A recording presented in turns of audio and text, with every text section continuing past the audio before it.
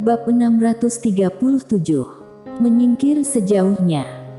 Di langit berbintang, wanita bergaun polos berdiri dengan tenang. Di belakangnya, rambut panjangnya berkibar lembut.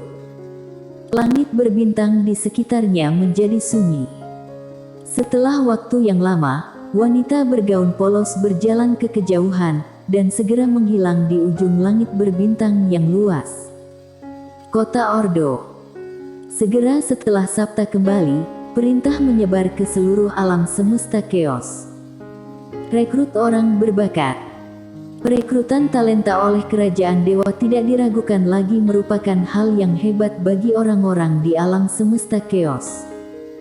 Terutama ujian sastra kerajaan. Di masa lalu, kekuatan dihormati, tanpa kekuatan, tidak peduli seberapa baik pengetahuan kamu, itu tiada gunanya. Tapi lain halnya sekarang, kalau tidak pandai berkultivasi, asalkan punya bakat dan pembelajaran yang nyata, ilmu bisa digunakan, apalagi di kerajaan dewa status sastrawan sangat tinggi. Lawan dunia dengan seni bela diri, dan kuasai kerajaan dengan budaya. Tidak hanya itu, banyak master harus mematuhi perintah beberapa sastrawan. Ini benar-benar tak terbayangkan sebelumnya. Selain sistem ujian kerajaan dewa juga melakukan banyak hal yang bermanfaat bagi dunia tandus, seperti menarik kemari sejumlah besar jalur spiritual dan nadi naga, yang membuat energi spiritual di sini berangsur-angsur meningkat. Juga, orang-orang di sini dapat bergabung dengan faksi kerajaan dewa untuk belajar. Di masa lalu, sumber daya utama di sini dikendalikan oleh kekuatan seperti aliansi Ordo, dan sulit bagi orang biasa untuk meningkatkan kultivasi, tetapi sekarang, ada banyak cara untuk meningkatkannya. Untuk sementara waktu, semakin banyak orang yang mengakui kerajaan dewa. Sehati. Setelah kerajaan dewa menyatukan seluruh alam semesta Chaos, tidak ada pembakaran dan penjarahan, dan juga membawa banyak manfaat bagi pihak lain, yang membuat orang-orang di bawah mulai mengidentifikasikan diri dengan kerajaan dewa. Di dalam sebuah aula, Sabta duduk di tempat utama, dan di depannya, ada lebih dari 200 orang, dan orang-orang ini semuanya adalah anggota kabinet. Pemimpinnya adalah seorang lelaki tua berambut putih berpakaian putih. Orang ini adalah Master Kerajaan Dewa, Worgan Yi dari Kerajaan Dewa. Di Kerajaan Dewa, statusnya dihormati, bahkan Sabta harus memanggilnya sebagai guru. Worgan Yi memandang Sabta, "Yang mulia, kudengar kamu akan berperang dengan alam semesta lain." Sabta mengangguk, "Bagaimana menurutmu, guru?" Worgan Yi menghela napas pelan, "Yang mulia, alam semesta Chaos cukup besar, tidak mudah bagi kerajaan dewa untuk mengelola alam semesta Chaos dengan baik. Aku pergi berperang melawan alam semesta lain, aku khawatir itu akan merugikan orang dan uang." Sabta terdiam. Worgan Yi menambahkan, "Aku pikir kita harus mengatur alam semesta Chaos dengan baik sekarang dan membuat seluruh alam semesta Chaos lebih kuat dari sebelumnya." Sabta mengangguk, "Guru memang benar, tetapi orang lain perlu diwaspadai. Kerajaan dewa meski tidak menyatukan seluruh 4 dimensi, tetap harus selalu siap menghadapi berbagai tantangan."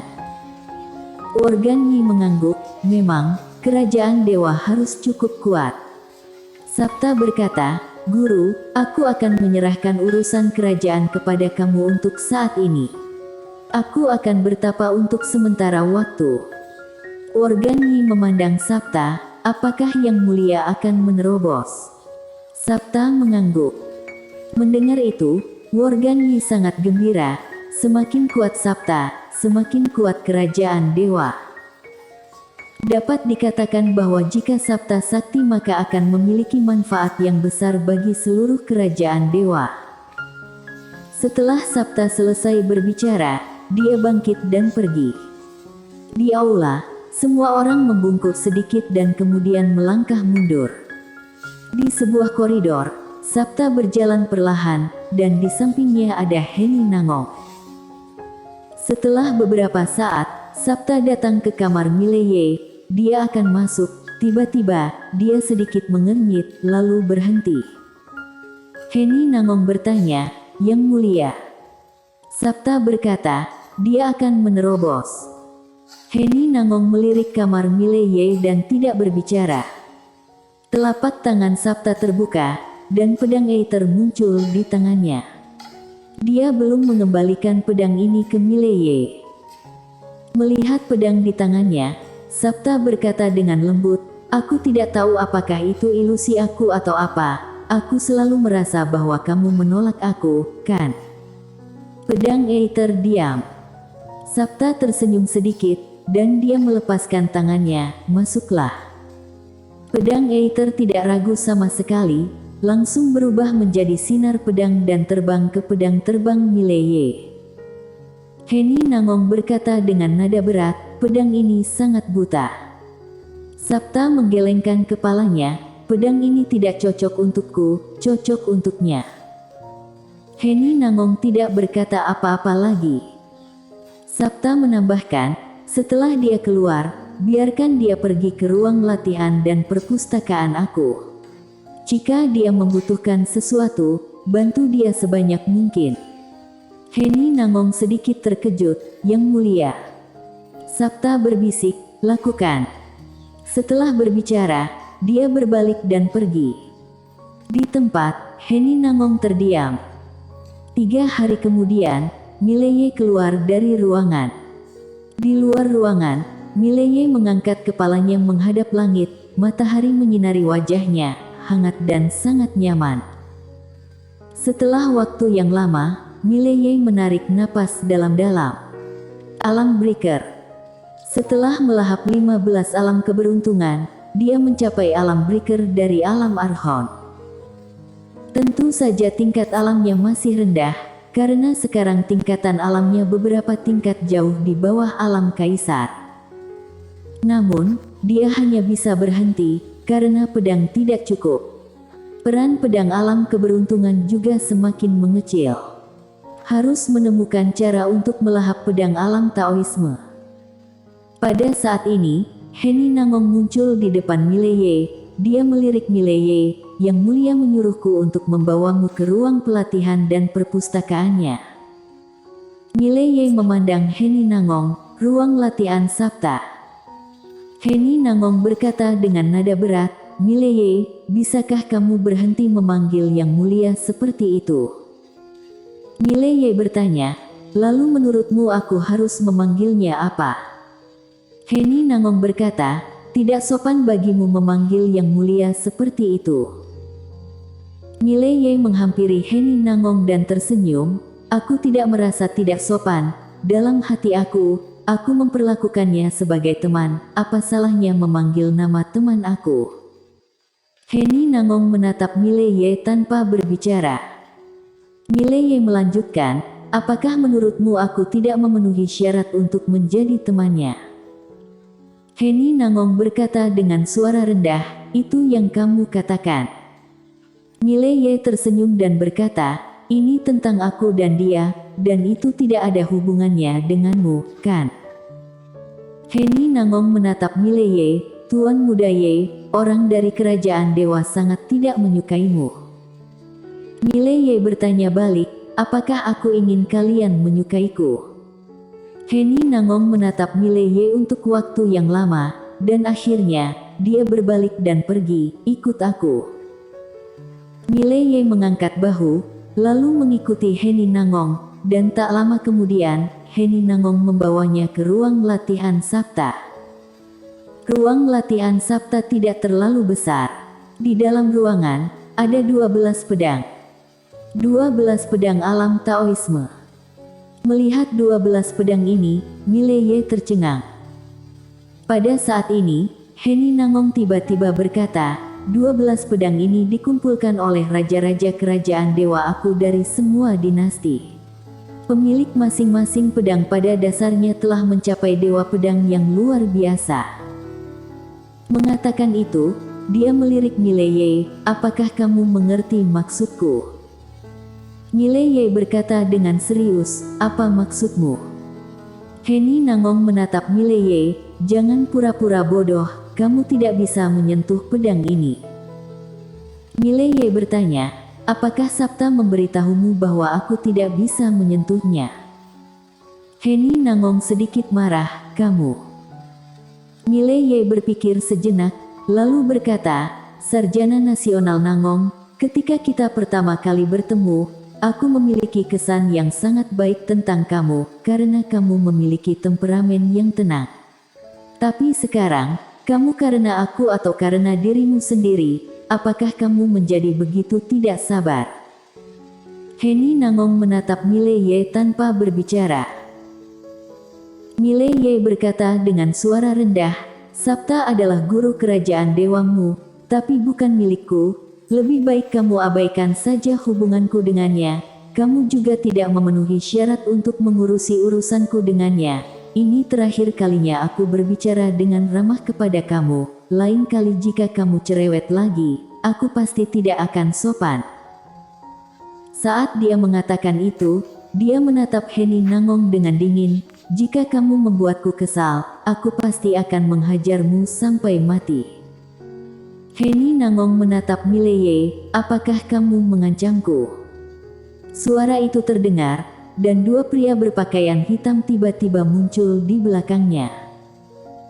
Mileye memandang Heni Nangong, dan saat berikutnya, pedang terbang menebas Heni Nangong dengan lurus. Dan di belakang Heni Nangong, dua pria berbaju hitam tiba-tiba muncul di depannya, dan mereka berdua menembak pada saat yang sama. Namun, saat pedang Mileye ditebas, mereka tertebas dan terbang. Mileye maju selangkah, memegang pedang Aether dan menebas langsung ke kepala Heni Nangong. Heni Nangong menyipitkan matanya sedikit, menoleh ke belakang, dan langsung keluar dari ruang latihan, namun pedang Mileye masih berada di atas kepalanya. Jika pedang ini jatuh, dia pasti akan terpotong-potong. Sedikit hal yang bisa menghentikan pedang Aether. Pada saat ini, sebuah pisau panjang tiba-tiba menebas pedang Aether Mileye. Bang! Pedang Aether bergetar hebat dan terbang kembali ke tangan Mileye. Di depan Heni Nangong, seorang pria paruh baya berdiri. Belato. Pria paruh baya itu ditutup matanya dan meletakkan tangan kanannya di gagang pisau, auranya terkunci pada Mileye. Mileye memandang Belato, dan saat berikutnya, sebuah menara ilusi kecil muncul di antara alisnya. Melihat menara ilusi ini, Belato sedikit mengernyit, sementara wajah Heni Nangong berubah drastis. Dia berteriak marah, Mileye, kenapa kamu gila? Menara penjara alam. Dia telah melihat kekuatan menara kecil ini. Dapat dikatakan bahwa di seluruh kerajaan dewa, hanya Sabta yang hampir bisa menahan menara kecil ini. Pada saat ini, menara penjara alam tiba-tiba bergetar hebat, tergantung tepat di atas kepala Belato, dan diselimuti oleh menara penjara alam. Seluruh tubuh Belato langsung terkunci oleh kekuatan yang kuat, dan di atas kepalanya, muncul kata tawanan merah darah. Melihat adegan ini, wajah Heni Nangong langsung memucat. Jika Belato dipenggal oleh Mileye karena dia, maka dia benar-benar berdosa. Ketahuilah bahwa master seperti Belato juga sangat langka di antara kerajaan dewas, bisa dikatakan sebagai kekuatan tertinggi kerajaan dewa. Dia tidak menyangka Mileye akan menjadi sangat gila, sehingga jika ingin membunuh, maka akan benar-benar membunuh. Heni Nangong berkata dengan nada berat, Tuan Muda Ye, barusan itu salahku, tolong jangan perhitunganku. Namun, Mileye tidak berhenti, dan di bawah menara penjara alam, tubuh Belato mulai menjadi ilusi. Heni Nangong terkejut dan marah, dia dengan cepat berkata, Tuan Muda Ye, Yang Mulia memperlakukan kamu dengan baik, kamu melakukan hal-hal seperti ini, bagaimana kamu menghadapinya setelah dia keluar?